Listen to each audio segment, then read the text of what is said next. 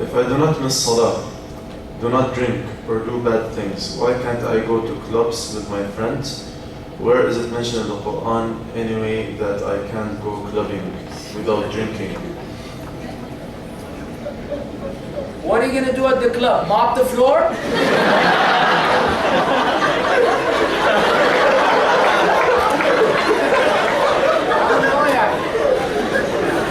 No, seriously, because I used to go clubbing back in the days, and I don't know. When you're in a club, what in the world would you be doing in a club? I mean, it's just, it's like someone trying to jump into the swimming pool and says, I will not get wet. Don't ask me how. I just got skills like that. It's impossible. So once you're in that environment, and I mean, a club is a club. Unless they have like the History Channel on, or Animal Planet, and you're all watching a documentary, then we can no longer call it a club. But in the club, people be wilding out. Getting drunk and getting high and doing this and doing that and getting to know the ladies and the ladies getting to know the men. I mean, come on, you know what's up. So it's just, it's not doable. It's just not doable. You just, you're deceiving yourself by thinking you can go to a club and avoid certain prohibitions, because that whole environment in and of itself, is it a place that is good or bad? That's just really the final judgment. If you know that place is bad, you just have to, keep moving. Yeah, Sheikh, but some still go to the club and they claim that they don't drink, so they say like, I'm not drinking, so how is it haram for me to be in the club? Well, because look, there are so many things that are disallowed that are taking place in the club.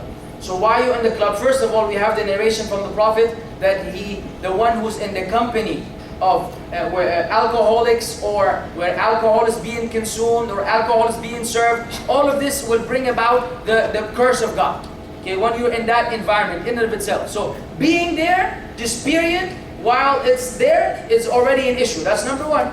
Number two, then how are you going to lower your gaze? As a male, with all the females that are, dressed very modestly, usually in the club, how are you going to lower your gaze and not look at them and check them out? How is that possible? And how are you going to avoid hearing certain things and so on and so forth? How are you going to avoid, it's impossible to avoid the prohibitions while in the club, because the club is a place of prohibitions. I mean, do you think isn't it ironic that they call Vegas Sin City?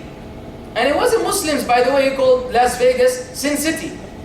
The non-Muslims called it Sin City because that's where sins happen. Because these people understand deep within gambling and all this is a form of sin. Putting all of the savings of your life at stake so that you and your family become bums afterwards, so you can have some fun in Vegas, is a sin ultimately. Because you're jeopardizing, your life and the life of others. And the same happens with drinking. I mean, you may enjoy that beer or that vodka or that tequila or whatever, but then as soon as you go out on the street and now you have to drive or you have to ride your bike back home, I mean, you're really, really risking your life and even worse, the life of others.